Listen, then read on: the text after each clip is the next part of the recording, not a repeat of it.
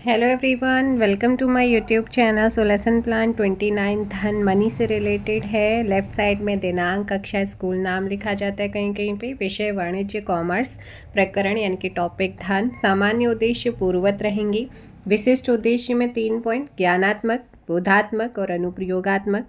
सहायक सामग्री सामान्य और विशिष्ट, कहीं कहीं पे सिर्फ सामान्य लिखा जाता है, नॉर्मल सहायक सामग्री। शिक्षण विधि आगमनात्मक, निगमनात्मक, ठीक है, आगमन और निगमन।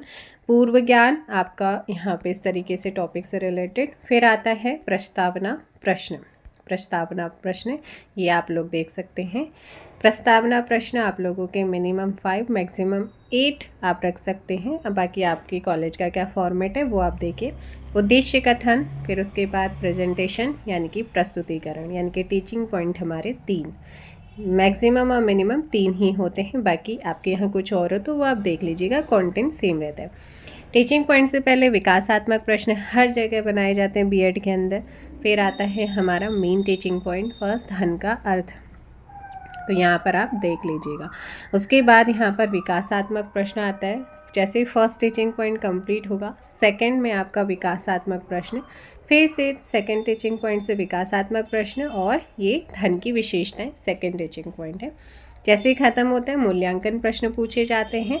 फिर थर्ड टीचिंग पॉइंट आप लोगों का ये है, उससे पहले भी विकासात्मक प्रश्न बनते हैं, धन का वर्गीकरण।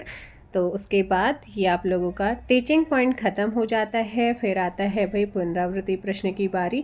जितना भी आपने पढ़ाया है उसको रिकॉल करवाना, क्वेश्चंस पूछना।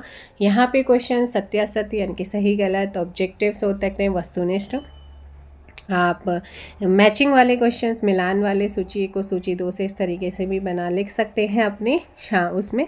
शामपट सारांश में आपको ब्लैक चार्ट पेपर लेना है 4 और 6 की, यहाँ पे आपने उसको काट लेना है 45 स्टार्टिंग में ही, फिर आप बनाते रहें।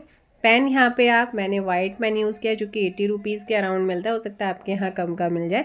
ये जो सिल्वर होता है 10-10 रुपये के मिल जाते हैं, वो थोड़ा लाइट होते हैं, ये आपका बिल्कुल सही होता है।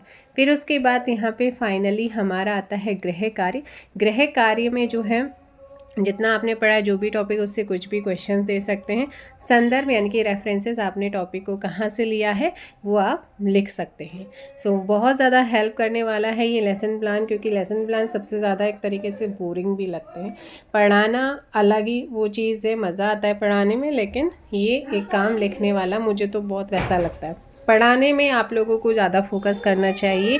इसमें तो आप लोगों का एक वर्क है, असाइनमेंट है, वो आप कर सकते हैं। राइटिंग साफ़ होनी चाहिए, अच्छा लिखना चाहिए, बस चलेगा। Thank you so much, bye bye, take care, जय हिंद, जय भारत, जय उत्तराखंड।